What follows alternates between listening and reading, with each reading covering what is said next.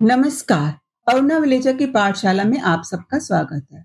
आइए आज हम स्पर्श भाग 2 कक्षा 10वीं कोर्स बी का पाठ 8 बड़े भाई साहब के पाठ्य पुस्तक पर आधारित प्रश्नोत्तर पर चर्चा करें। पिछले वीडियो में हमने इस पाठ को समझा था। आशा आपको पाठ समझ में आ गया होगा। आपने जाना कि कैसे बड़े भाई साहब अपने छोटे भाई के सामने एक मिसाल पैदा करने के लिए रात दिन पढ़ाई में लगे रहते हैं। हालांकि वो पास नहीं हो पाते और छोटा भाई खेलते कूदते पास हो जाता है, लेकिन तो भी बड़े भाई अपनी बहुत सारी इच्छाओं को दबाए रखते हैं ताकि उनके छोटे भाई के सामने एक आदर्श बना रहे। तो चलिए आरंभ करते हैं मौखिक प्रश्नोत्तर। पहला प्रश्न आता है, कथा नायक की रुचि किन कार्यों में थी? कथा नायक यानी कहानी का मुख्य पात्र मुंशी प्रेमचंद। कथा नायक की रुचि खेलकूद, हॉस्टल से बाहर आकर कंकरियां उछालने, कागज की तितलियां बनाने और उड़ाने, चार दीवारी पर चढ़कर नीचे कूदने, फाटक पर सवार होकर उसे आगे पीछे चलाते हुए मोटर कार चलाने की कल्पना का आनंद उठाने आदि कार्य में थी। मैदान की सुखद हरियाली, हवा के हल्के हल्के झोंके, फुटबॉल की वे उछल कूद, कबड्डी के दाव पेच, वॉलीबॉल की तेजी फुर्ती उसे अज्ञात और अनिवार्य रूप से अपनी ओर खींच ले जाते और वहां जाते वह सब कुछ भूल जाता था।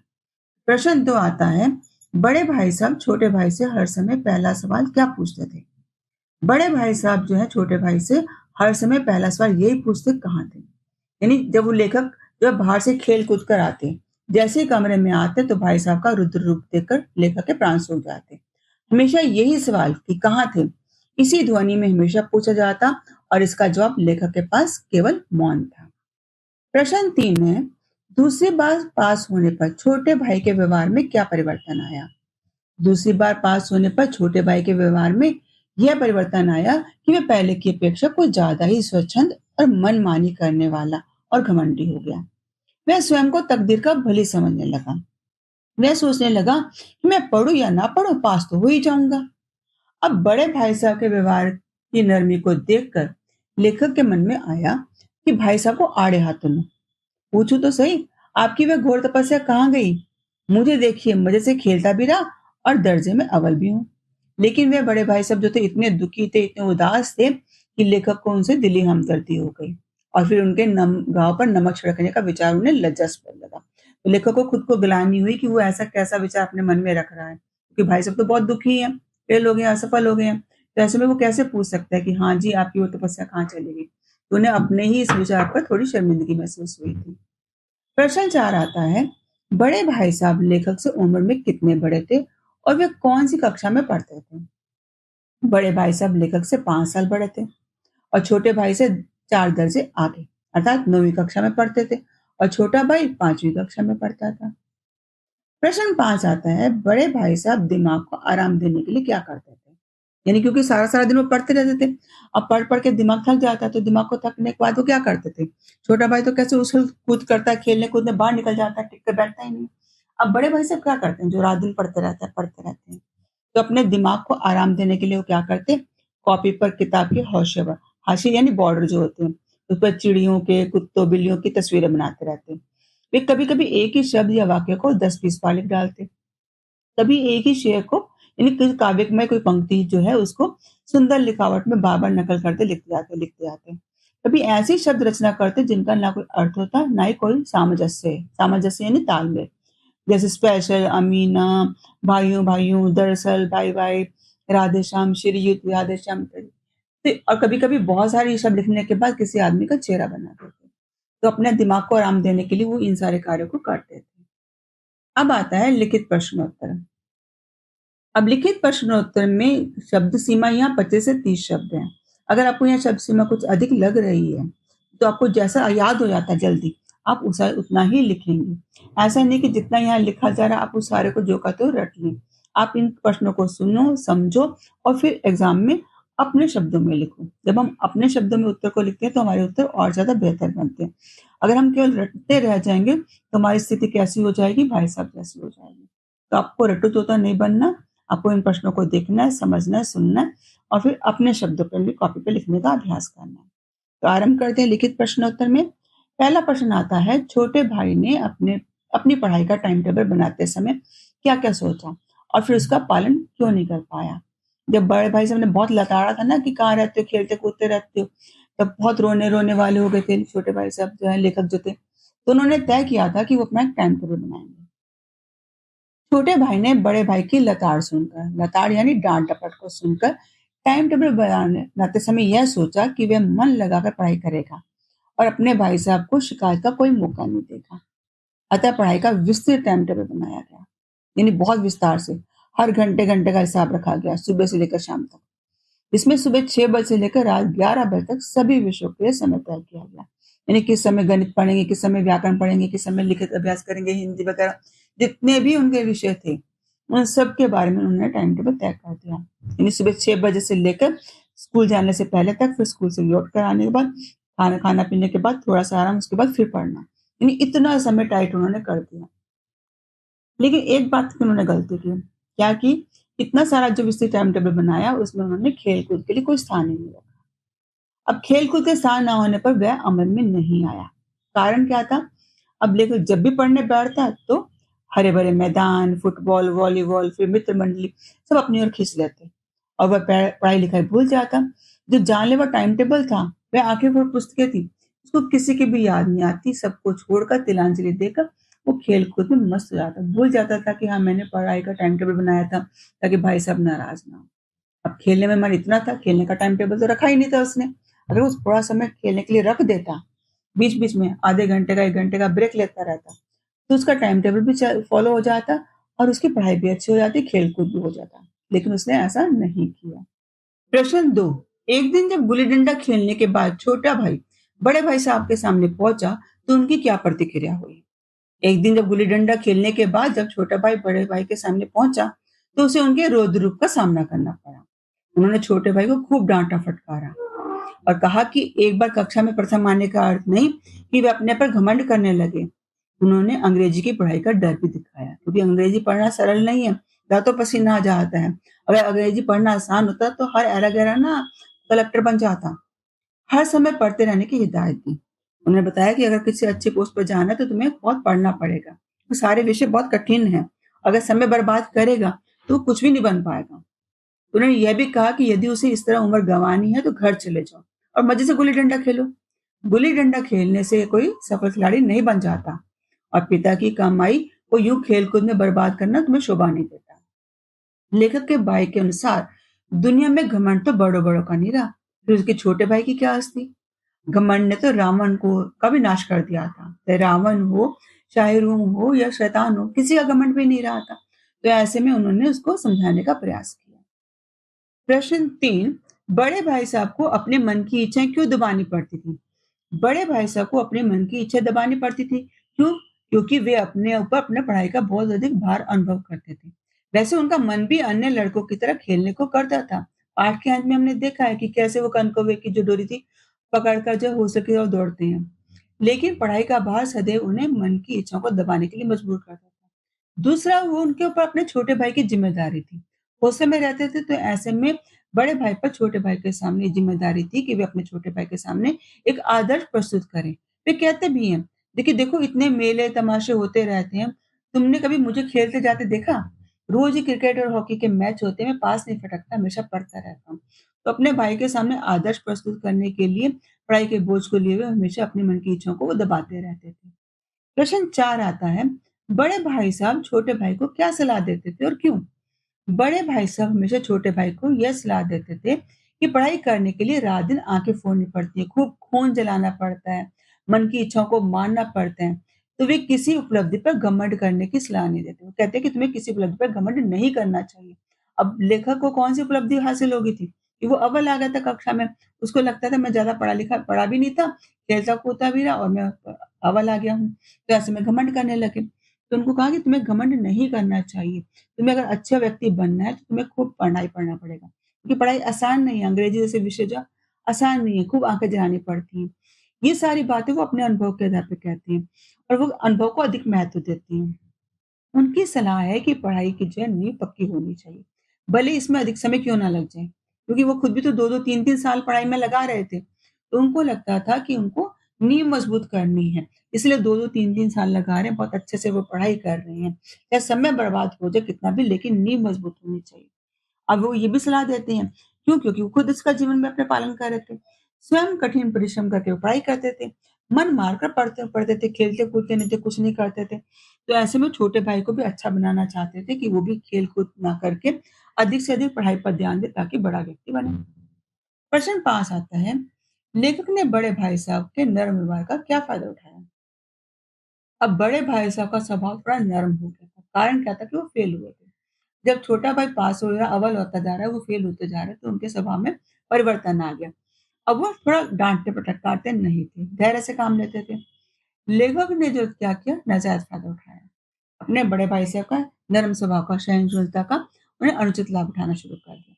वह समझने लगा कि अब तो बड़े भाई साहब को उसको डाँटने का अधिकार नहीं है, क्योंकि बड़े भाई साहब तो पास होते नहीं हैं। इतना पढ़ने के बाद भी क्या फ़ायदा हुआ, पढ़े तो पास हुए ही नहीं, जबकि वो खेल-कूद कर भी पास हो गया। अब लेखक के मन में यह धारणा बन गई कि वह पढ़े या ना पढ़े, पास तो हो ही जाएगा। क्यों? क्योंकि उसकी तकदीर बलवान है। वह बड़े भाई साहब की नज़र बचाकर कनकौर उड़ाने यानी पतंगबाज़ी में अपना समय गँवाने लगा। कुछ-कुछ घमंडी हो चला था।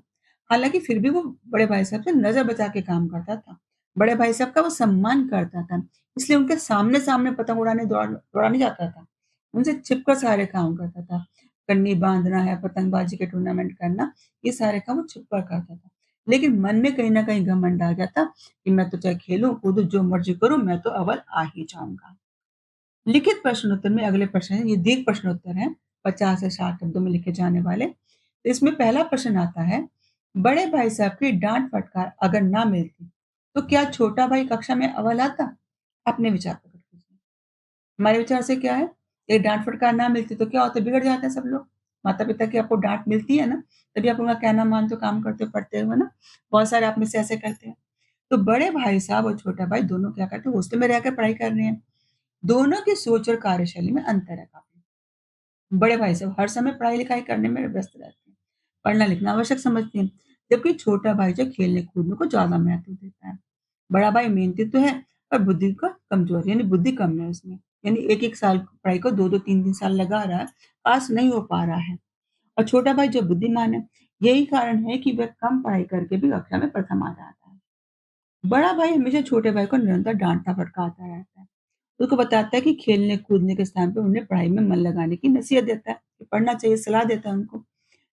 उन पर जो है छोटे भाई का नियंत्रण है, यानी छोटे भाई पर जो है वो उनका काबू रखा हुआ है, छोटे भाई की ज़िम्मेदारी उन पर आई हुई है, उनका दायित्व बनता है कि हॉस्टल में रह रहे माता-पिता से दूर हैं, तो छोटे भाई की ज़िम्मेदारी उन पर है, तो उन पर ध्यान रखें कि वो समय को बर्बाद ना करें, अच्छे से पढ़ाई करें। ऐसे में जो है भाई जो है हमेशा डाँट के फटकारते रहते हैं। और अगर बाय चांस अगर भाग्य से ऐसा होता है कि बड़े भाई से उसको डाँटते फटकारते ना, तो छोटे भाई को कौन हॉस्टल में वापस आकर कहता कि पढ़ लिख, ध्यान दे। छोटे भाई को कुछ जो डर था वो भी खत्म हो जाता। अभी तो जो डर के मारे थोड़ा बहुत पढ़ लेता था, कक्षा प्रथम आ जाता था। लेकिन अगर बड़ा भाई उसे सत्संग छोड़ देता, तो वह बिगड़ सकता था। तो हमारे मत में क्या है कि बड़े भाई साहब की डाँट-फटकार आवश्यक थी और ये डाँट-फटकार का ही नतीजा था कि वो जो थोड़ा बहुत पढ़ लेता था, डाँट-फटकार से ही पढ़ता था। डाँट-फटकार ना मिलती, तो वह पढ़ता-लिखता ना और हो सकता है वह भी असफल हो जाता। प्रश्न 2, बड़े भाई साहब पाठ में लेखक ने समूची शिक्षा के किन तौर-तरीकों पर व्यंग्य किया है? क्या आप उनके विचार से सहमत हैं? इस पाठ में बताया गया है बहुत सारे तौर-तरीके। हमारी जो शिक्षा प्रणाली है उसमें कुछ खामियाँ हैं, कमियाँ हैं और क्या क्या है उस पर यहाँ उजागर किया गया है। इस शिक्षा प्रणाली में अंग्रेजी शिक्षा पर बहुत अधिक बल दिया जाता है। इससे बालक का पूरा विकास नहीं होता। यानी अपनी मातृभाषा में जब हम पढ़ते लिखते हैं तो ज्ञान ज़्यादा अर्जित होता है। विदेशी भाषा अंग्रेजी भाषा में जो पढ़ा जा रहा है वो उतना समझ में नहीं आता। बच्चे क्या करते हैं इसको रटते रहते हैं। तो रटन प्रणाली पर बल दिया जाता है, जो बालक के स्वाभाविक विकास के लिए उचित नहीं है। रट्टू-तोता नहीं पढ़ना चाहिए, समझ से पढ़ना चाहिए और समझ के लिए ज़रूरी नहीं है हम अंग्रेजी भाषा को ही पढ़ें। तो ऐसे में अंग्रेजी भाषा पर ज़्यादा बल दिया गया क्योंकि उच्च अधिकारी बनना है तो अंग्रेजी विषय आना चाहिए। इसके अतिरिक्त जो दूसरे विषय हैं, अलजेब्रा है, जैसे बीजगणित है, ज्योमेट्री यानी रेखागणित है, इसको समझना भी आसान नहीं है। ये तो लोहे के चने चबाने के समान है। लोहे के चने चबाना यानी बहुत अधिक कठिन कार्य। ये विषय भी बहुत कठिन है। इसमें जो का त्यों लिखा जाता है, वैसा का वैसा लिखा जाता है। अगर आ, बा, सा की जगह सा, बा, आ लिख दोगे तो अंक शिक्षक काट देंगे, अंक नहीं मिलेंगे। तो ये शिक्षा प्रणाली जो है उचित नहीं है। रट्टू-तोता बनाने वाली है, जो को तो किताबों में लिखा है, हमें परीक्षा में वही लिखना है, वही लिखेंगे तो अंक मिलेंगे। ऐसे इतिहास पर भी बल दिया गया है। इतिहास में क्या पढ़ना है? विदेशी इतिहास पढ़ा जा रहा है, इंग्लैंड का इतिहास पढ़ना ज़रूरी हो गया। वहाँ के बादशाहों के नाम रखना आसान नहीं है। एक ही नाम के साथ 2-2, 3-4 लगा देते हैं। विलियम है, विलियम 1, विलियम 2 है, जो भी ऐसे लिखे जाते हैं। तो ऐसे में उनको लगता है कि अगर आप 1 की जगह 2 लिख देंगे, 2 की जगह 1 लिख देंगे, तो सारा का सारा पाठ ही परसेंटेज ही गलत हो जाएगा, अंक कट जाएँगे। इस शिक्षा प्रणाली में बेसिर की पढ़ाई पढ़ाई जाती है, जिसका कोई लाभ नहीं है। यहाँ तक कि छोटे-छोटे विषयों पर लंबे-चौड़े निबंध लिखने के लिए कहा जाता है। जैसे समय का सदुपयोग है। अब समय का सदुपयोग जो है वो कितना छोटा-सा विषय है कि समय का पालन करना चाहिए, समय को बर्बाद नहीं करना चाहिए। अब उसी बात को लिखने के लिए कहा जाता है कि 4-5 पृष्ठों में निबंध लिखो, जो कि अनुचित है। तो हम लेखक के विचारों से सहमत हैं, क्योंकि इस प्रकार की शिक्षा प्रणाली में बालक की मौलिकता यानी स्वाभाविकता जो है वो नष्ट हो जाती है। उसका बालक का स्वाभाविक विकास ही नहीं हो पाता। वह सिर्फ वही याद करता रह जाता है जो किताबों में लिखा होता है, क्योंकि उसको अंक लेने होते हैं। प्रश्न 3 आता है, बड़े भाई साहब के अनुसार जीवन की समझ कैसे आती है? बड़े भाई साहब के अनुसार जीवन की समझ अनुभव से आती है, केवल किताबी ज्ञान से नहीं। उनके अनुसार केवल पुस्तकों को पढ़ने से, परीक्षा पास कर लेने से, उत्तीर्ण करने से कोई वास्तव में जीवन की सच्ची समझ नहीं आती।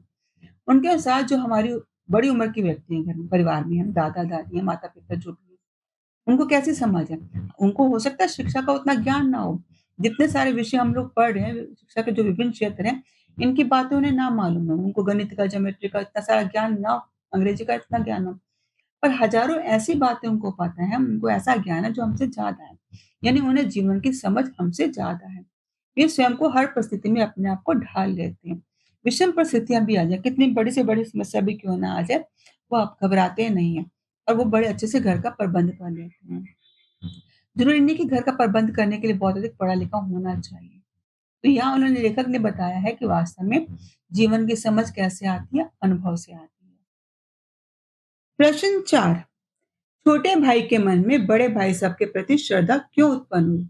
पहले तो छोटा भाई बड़े भाई को केवल उपदेशक मानता था, यानी भाषण देने वाला, लगातार समझाने वाला।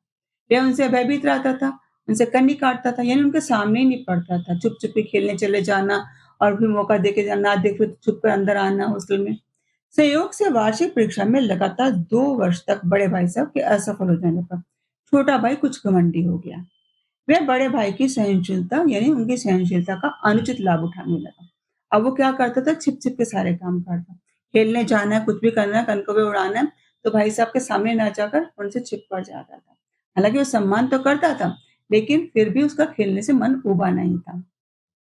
अब एक दिन क्या हुआ कि बड़े भाई ने छोटे भाई को कनकौवा लूटने के लिए दौड़ भागते हुए देखा और डाँटते समझाया। उन्होंने उसे उसकी पोज़ीशन से बताई। अब क्योंकि छोटा भाई अब 8वीं कक्षा में था, तो उन्होंने समझाया कि उन्हें जो है बड़ी कक्षा में आ गए हैं और पास होने के लिए उन्हें बहुत अधिक मेहनत करनी चाहिए। तो उसे इस कक्षा में पास करने के लिए की स्थिति की समीक्षा की। क्या कहा उन्होंने उनको समझाया कि देखो अब तुम बड़ी कक्षा में आ गए हो, ऐसे काम नहीं चलेगा। तुम्हें 8वीं कक्षा में हो तो इसलिए तुम्हें खूब मन लगाकर पढ़ना पड़ेगा। संयोग से अगर तुम पास हो भी गए हो, तो बड़ी कक्षा के लिए तुम्हें बहुत अधिक मेहनत करनी पड़ेगी। उन्होंने अलग-अलग विषयों की जानकारी दी, उन विषयों की कठिनाई के बारे में जानकारी दी। साथ ही यही भी बताया कि उन्हें जो है अपने पद की गरिमा को ध्यान रखना चाहिए। आत्मगौरव को बनाए रखना चाहिए कि 8वीं का बच्चा इतने छोटे बच्चों के साथ कैसे खेलता रहता है, दौड़ता रहता है। उसे कम से कम अपने पद का तो ध्यान रखना चाहिए, क्योंकि 8वीं 10वीं पास तो उस ज़माने में कलेक्टर तक बन जाया करते थे। उन्होंने उसके साथ-साथ दुनिया की ऊँच-नीच की बातें समझाई। घर में बड़ों के अनुभव के महत्व को समझाया कि ये मत सोचिए कि मैं बहुत पढ़ लिख रहा हूँ, तो मैं बहुत बड़ा बन गया हूँ। जो बड़े होते हैं उनका अपना अनुभव होता है, चाहे वो पढ़े लिखे नहीं होते, लेकिन तो भी घर गृहस्थी को चलाने वाले अच्छे होते हैं, उन्हें अनुभव ज़्यादा होता है। तो ऐसे में उन्होंने सिद्ध कर दिया कि वो जो है उस छोटे भाई के शुभचिंतक हैं, हमेशा उसका भला चाहते हैं। बड़े भाई की सारी उपदेशक बातों को सुन-सुन कर छोटे भाई जो थे उनके सामने नतमस्तक हो गए। अब उन्हें समझ में आ गई थी कि बड़े भाई जो है सम्मान के योग्य, उनके प्रति श्रद्धा रखनी चाहिए और ऐसे में उनके मन में अपने बड़े भाई के प्रति श्रद्धा उत्पन्न होगी। उन्होंने निश्चय कर लिया कि अब से वो बड़े भाई की हर बात को मानेंगे, किसी भी बात की उनकी अवहेलना नहीं करेंगे। प्रश्न 5 आता है, बड़े भाई की स्वभावगत विशेषता बताइए। यानी उनका स्वभाव कैसा है? क्या-क्या खासियत है उनके स्वभाव की? तो बड़े भाई साहब की स्वभावगत विशेषता इस प्रकार है। एक तो बड़े भाई की उम्र जो इस समय 14 साल, वो 9वीं कक्षा में पढ़ते हैं। उन्हें अपने बड़पन का एहसास है कि मैं बड़ा हूँ, छोटे की ज़िम्मेदारी मुझ पे है। हॉस्टल में वो रह रहे हैं, तो उनको लगता है कि छोटे भाई की निगरानी करना उनका जन्मसिद्ध अधिकार है। बड़े भाई साहब जो है अध्ययनशील हैं, हर समय किताबें लेके खोल के बैठे रहते हैं, पढ़ते रहते हैं, अनुशासन के प्रिय हैं वो, अनुशासन प्रिय हैं। अपना समय बर्बाद नहीं करते, व्यर्थ के कामों में अपना समय नहीं गंवाते। अपने आप पर उन्होंने नियंत्रण करना सीख लिया। उनका स्वभाव कैसा है? आत्म-नियंत्रण वाला है। वे मेहनती तो बहुत है, पर मेहनती होते हुए बुद्धि उनकी उतनी तीव्र नहीं है, कमज़ोर बुद्धि है। इसी कारण है कि वो एक ही कक्षा को 2-2 3-3 साल में पास कर रहे हैं। बड़े भाई लेकिन है तर्कशील। अपनी बात को समझाने के लिए बहुत सारे वो तर्क देना जानते हैं। तर्क और उदाहरणों के माध्यम से अपनी बात को समझाने में कुशल है और छोटा भाई उनकी सारी बातों को मान जाता है। उन्होंने कैसे-कैसे तर्क दिए थे अंग्रेजी विषय को पढ़ने के, अपने गणित को पढ़ने का, बीजगणित, रेखागणित के बारे में उन्होंने तर्क दिए। यहाँ तक कि जो अपने प्रोफ़ेसर के जो थे उसका तर्क दिया, माता-पिता का तर्क दिया। यानी हर तरह से अपनी बात को समझाने का प्रयास किया और छोटा भाई जो उनकी बातों को मान जाता है और नतमस्तक हो जाता है। तो तर्कशील भी हैं खास ही। प्रश्न 6 आता है, बड़े भाई साहब ने जीवन के अनुभव और किताबी ज्ञान में से किससे और क्यों महत्वपूर्ण कहा है? तो बड़े भाई साहब कहते हैं कि ज़िंदगी के लिए अनुभव और किताबी ज्ञान में से ज़िंदगी का जो अनुभव है वो महत्वपूर्ण है। उनके अनुसार ज़िंदगी की सही समझ अनुभव से ही आती है। अनुभव के आधार पर जीवन को सफलतापूर्वक जिया जा सकता है। घर का सही प्रबंधन अनुभव के आधार पर किया जा सकता है। जैसे कि माता-पिता कर रहे थे, घर के बड़े लोग होते हैं। हालाँकि उन्हें किताबी ज्ञान नहीं होता, बहुत अधिक पढ़े-लिखे नहीं होते, अंग्रेज़ी पढ़े नहीं, इतिहास वगैरह नहीं पढ़ा उन्होंने कुछ भी, लेकिन घर को चलाने में वो माहिर होते हैं। जैसे उनके प्रोफ़ेसर के जो थे वो पहले खुद चलाते थे, घर को चलाते थे, लेकिन जो कर्ज़दार बन गए थे, जब माँ उनकी आ गई थी घर को चलाने के लिए, तो जो थे घर जो थे ऐसा था जैसे घर में लक्ष्मी आ गई हो। तो वो कहते हैं किताबी ज्ञान केवल सिद्धांतों की बातों को सिखाता है, व्यवहारिक ज्ञान नहीं देता।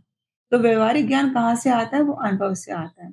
तो उनके अनुसार ज़िंदगी की सही समझ अनुभव से आती है, मात्र पुस्तकीय ज्ञान से नहीं आती। प्रश्न 7 है, यहाँ पाठ्य पुस्तक के कुछ अंशों को लिया गया है। आप उन अंशों के बारे में स्पष्ट करेंगे कि आखिर इसके बारे में इस पंक्ति के माध्यम से लेखक क्या कहना चाहते हैं। तो पहली पंक्ति है, छोटा भाई अपने बड़े भाई सबका आदर करता है। सिंपल सी बात है, साधारण सी बात है कि लेखक जो है छोटे हैं, बड़े भाई उनके हैं और उन दोनों की उम्र में क्या अंतर है कि छोटा बच्चा 9 साल का है और बड़ा भाई इस समय 14 साल का है। लेकिन जो बड़ा भाई है उन्हें इस बात का एहसास है, उन्हें तभी है। तंबी का मतलब है डाँटने फटकारने की उनको पूरी ज़िम्मेदारी है, पूरी निगरानी रखते हैं, जन्म से अधिकार उनको मिला हुआ है। और जो छोटा भाई है उसकी शालीनता किसमें है? उनकी शालीनता इसी में है कि वो बड़े भाई के हुक्म को माने, कानून की तरह माने और पूरी निष्ठा, सावधानी से, सतर्कता से उनकी हर आदेश, उनकी हर बात की पालना करें। तो छोटा भाई का कर्तव्य बनता है कि वो बड़े भाई साहब का आदर-सत्कार हमेशा करता रहे। हाँ, पाठ आता है, भाई साहब को ज़िंदगी का अच्छा अनुभव है। इस पंक्ति के माध्यम से लेखक क्या बताते हैं कि भाई साहब जो हैं, छोटे भाई से कहते हैं कि चाहे मैं लाख फेल हो गया हूँ, 2 बार तो फेल हुए, 2-3 बार फेल हुए, तो चाहे मैं लाख फेल हो गया लेकिन मैं तुमसे बड़ा हूँ, संसार का मुझे तुमसे कहीं ज़्यादा अनुभव है। समझ पुस्तकीय ज्ञान से नहीं आती, यानी किताबी ज्ञान से नहीं, किताबें पढ़ ली, रट ली, परीक्षा में अच्छे अंक आकर ले लिए तो समझ में आ गई है, ऐसा नहीं है। अनुभव से दुनिया की सारी समझ में आती है। जिस पर माँ और दादा थे पढ़े-लिखे नहीं हैं, फिर भी संसार का अनुभव उन्हें बच्चों से ज़्यादा है। उनके हेडमास्टर को देख लो, उनके पास कितनी डिग्रियाँ थी, लेकिन घर का इंतज़ाम कौन करती थी? बूढ़ी माँ। अब लेखक कहते हैं कि अगर मैं बीमार पड़ जाऊँ बाय चांस तो क्या होगा? तुम क्या करोगे? मेरी देख-रेख करोगे? तुम घबरा जाओगे, स्थिति समझ नहीं पाओगे, तत्काल दादा को बुला लोगे, किसी को बुला लोगे। अगर तुम्हारी जगह दादा हो तो वो क्या करेंगे? स्थिति को सँभालेंगे, स्वयं ही दवा देने का प्रबंध करेंगे। जब खुद से नहीं पढ़ पड़ेगा तब तो वो चिकित्सक को डॉक्टर के पास लेकर उनके पास लेके जाएँगे। तो इन बातों से स्पष्ट हो जाता है कि बड़े भाई साहब को ज़िंदगी का ज़्यादा अनुभव था। जी का प्रश्न ग, बड़े भाई साहब के भीतर भी एक बच्चा है। अब इस पंक्ति का क्या मतलब हुआ? बड़े भाई साहब ने छोटे भाई से कहा कि मैं तुमको पतंग उड़ाने के लिए मना नहीं करता। सच तो ये है कि पतंग उड़ाने की मेरी भी इच्छा होती है, लेकिन क्या करूँ? खुद बेराह चलूँ तो तुम्हारी रक्षा कैसे करूँ? यह कर्तव्य तो मेरे सिर पर है। बड़े भाई होने के नाते वो अपनी भावनाओं को दबा चाहते हैं। संयोग से उसी वक़्त एक कटा हुआ कनकौआ यानी पतंग जो थे उनके ऊपर से उड़ गुज़री। उसकी डोर लंबी थी, लटक रही थी, बड़े भाई जो थे लंबे थे, तो पीछे-पीछे बड़कों का और दल भी आ रहा था, लेकिन भाई साहब लंबे थे इसलिए उछलकर उन्होंने डोर को पकड़ लिया और डोर पकड़ते पतंग को लेकर बेतहाशा घोंसले की तरफ दौड़ पड़े। पीछे-पीछे लेखक भी दौड़ पड़ा। अब इस बातों से स्पष्ट होता है कि बड़े भाई साहब के भीतर भी एक बच्चा है, जो अनुकूल वातावरण पाकर प्रकट हो जाता है। अब यहाँ अनुकूल वातावरण क्या था कि समझा रहे थे, समझाते-समझाते तभी पतंग आ गई थी और उसकी डोर सामने ही थी, तब उनको पकड़ ली। तो अनुकूल वातावरण मिलते ही उनका वो जो भीतर का बच्चा था, वो प्रकट हो गया। अगला प्रश्न है घ पर, भाई साहब लेखक का भला चाहते हैं। अब इस पंक्ति का क्या मतलब हुआ कि जो बड़े भाई साहब है हॉस्टल में रह रहे छोटे भाई के साथ, तो उनका कर्तव्य बनता है कि छोटे भाई का ध्यान दें। तो बड़े भाई साहब द्वारा छोटे भाई को यह समझाना कि किताबी ज्ञान होना एक बात है और जीवन का अनुभव दूसरी बात। तुम किताबें पढ़-पढ़ के जो है तुम सोचते हो कि मैं अव्वल आ गया, बहुत अधिक ज्ञानी बन गया, अवहेलना करनी शुरू कर रहे हो, तो ऐसा नहीं है। वास्तव में ज़िंदगी का अनुभव, ज़िंदगी जीना कैसे तो अनुभव से आती है। परीक्षा में पास करते जा रहे हो सकता है कि तुम परीक्षा पास करते-करते मुझसे आगे निकल जाओ। अभी तो केवल 1 दर्जे पीछे रह गए हो और हो सकता है आने वाले समय में अगले साल तक तुम मुझसे बराबर या उससे आगे निकल जाओ। लेकिन याद रखना मैं तुमसे बड़ा हूँ और तुम मुझसे छोटे हो। चाहे लाख कोशिश कर दो दुनिया की कोई मर्ज़ी ताकत आ जाए, जो इस बात को नहीं बदल सकती, असत्य सिद्ध नहीं कर सकती। मैं तुमसे बड़ा हूँ, तो हमेशा बड़ा ही रहूँगा। लेकिन मेरे होते-होते तुम गलत रास्ते पर नहीं चलोगे। मैं ये बर्दाश्त नहीं कर सकता कि मेरे होते तुम गलत रास्ते पर चलो। इसके लिए अगर मुझे बल प्रयोग करना पड़ता है तो मैं वो भी कर सकता हूँ। मैं तुम्हें थप्पड़ का डर भी दिखा सकता हूँ या थप्पड़ मार भी सकता हूँ। अर्थात तुम्हें मुझे डाँटने का पूरा हक है। ये हक मुझसे तुम्हारा कोई भी नहीं छीन सकता। ग पाठ में आगे आते हैं निम्नलिखित का आशय स्पष्ट कीजिए। अब ये पहली पंक्ति आती है, इम्तिहान पास कर लेना कोई चीज़ नहीं, असल चीज़ है बुद्धि का विकास। अब इस पंक्ति का आशय क्या है? पंक्ति कहाँ से ली गई है? स्पष्ट है कि बड़े भाई साहब पाठ से ली गई है। हर बार आशय स्पष्ट करते समय आपको ये लिखना होता है कि कौन से पाठ से पंक्ति ली गई है और इस पंक्ति के लेखक क्या हैं और ये पंक्ति जो किस संदर्भ में आई थी, यानी उसका पहले का थोड़ा रेफरेंस देना होता है। तो अब ये पंक्ति कहाँ से ली गई है? बड़े भाई साहब पाठ से ली गई है। लेखक कौन है इसके? मुंशी प्रेमचंद जी हैं। इस पंक्ति का आशय ये है कि जो परीक्षा जो है उत्तीर्ण कर लेना कोई बड़ी बात नहीं है। परीक्षा पास करने से ज़्यादा महत्वपूर्ण बात क्या है? बुद्धि का विकास होना। परीक्षा तो पास रटकर पास की जा सकती है, लेकिन केवल परीक्षा पास करने से ये नहीं सिद्ध हो सकता कि आप जीवन में सफलता प्राप्त कर लेंगे। असल बात तो जो ज्ञान है वो बुद्धि का विकास है और बुद्धि का सही विकास अनुभव और व्यवहार से आता है। इसी से जीवन को पूर्णता मिलती है। तो इस बात को तुम समझ जाओ कि असल ज्ञान कैसा है। बुद्धि का विकास करना बहुत अनिवार्य है, जो जीवन के अनुभवों से आता है। दूसरा भाग आता है, फिर भी जैसे मौत और विपत्ति के बीच भी आदमी मोह और माया के बंधन में जकड़ा रहता है। मैं फटकार और घुड़कियां खाकर भी खेल कूद का तिरस्कार ना कर सकता था। अब इस पंक्ति का आशय क्या है? पंक्ति कहाँ से ली गई है? बड़े भाई साहब से। रचनाकार कौन? मुंशी प्रेमचंद। अब इस पंक्ति का क्या मतलब है? वो कहते हैं कि जिस प्रकार मनुष्य किसी भी परिस्थिति में, किसी भी हालत में कभी-कभी क्या होता है, मोह ममता को छोड़े रखता है, पकड़े रखता है, उसको छोड़ता नहीं है, खुद को मुक्त नहीं कर पाता। यहाँ तक कि परिस्थिति ये आ जाती है कि इंसान मौत भी मंडराने लग जाए, मुसीबत भी आ जाए, तो भी जो मोह माया से ग्रस्त व्यक्ति होते हैं, वो उस मोह माया में इतने जकड़े रहते हैं, उनको नहीं त्याग सकते। संसारिक बंधनों में बंधे रहते हैं। अब इसी प्रकार इस पाठ में जो है कौन मोह माया में बंधा हुआ है? छोटा भाई। खेल कूद की मोह माया में बंधा हुआ है। वो मोह माया में ऐसा बंधा हुआ है कि कितनी ही गुड़ियां खा लेता है, कितनी ही डांट खा लेता है, फटकार खा लेता है, हर बार टाइम टेबल तक भी बना लेता है, सब कुछ कर लेता है, लेकिन उसके बाद भी उससे अलग नहीं हो पाता। हर टाइम टेबल बनाने के बाद भी वो खेलने का समय ना होने पर कैसे खेलने भाग जाता है। तो खेलते समय सब पढ़ाई लिखाई सब भूल जाता है, भाई साहब की डांट भूल जाता है, तो उसका मन खेलने में इतना उलझा रहता है कि चाहे कितनी मर्जी डांट पटक पड़ जाए, भाई कितनी ही गुड़कियां दिखा दे, लेकिन वो मोहवश खेल को त्याग नहीं पाता है। अगला प्रश्न आता है, बुनियादी पुख्ता ना हो तो मकान कैसे पायदार बने? अब इस पंक्ति का आशय क्या है कि जिस प्रकार मजबूत मकान के लिए क्या होता है, नींव का मजबूत होना। नींव जितनी मजबूत होती है उस पर उतनी ही मंजिला इमारत खड़ी की जा सकती है। नींव कमजोर हो तो एक दो मंजिल भी नहीं खड़ी करनी मुश्किल हो जाती है। अगर नींव बहुत मजबूत हो तो कई कई मंजिल मकान खड़ा किया जा सकता है। तो यहाँ लेखक बताते हैं कि बुनियाद पुख्ता होनी चाहिए, यानी नींव मजबूत होनी चाहिए, तो मकान भी बहुत पायदार यानी मजबूत बनता है।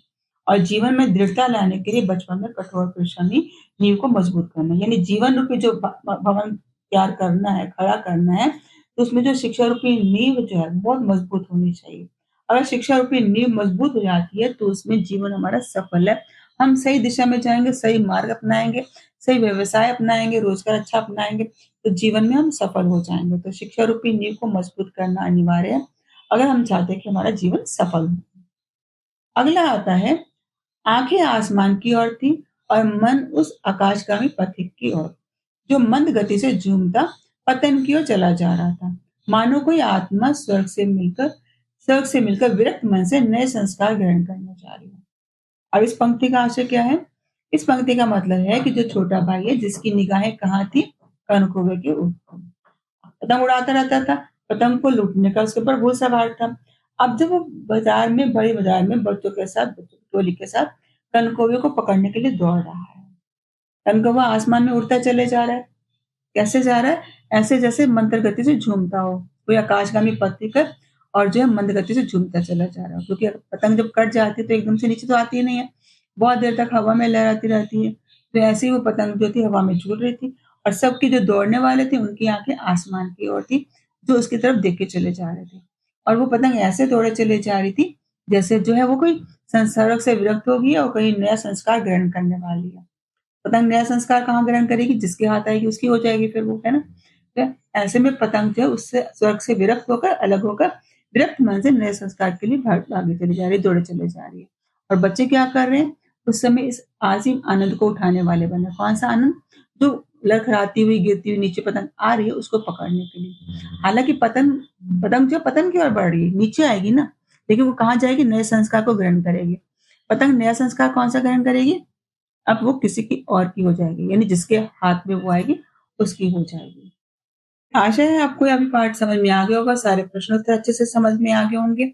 अगर कोई कठिनाई है तो आप कमेंट में मुझसे ज़रूर पूछेंगे और अभी तक अगर आपने मेरे चैनल को लाइक, सब्सक्राइब नहीं किया तो जल्दी से सब्सक्राइब करो, लाइक करो, शेयर करो।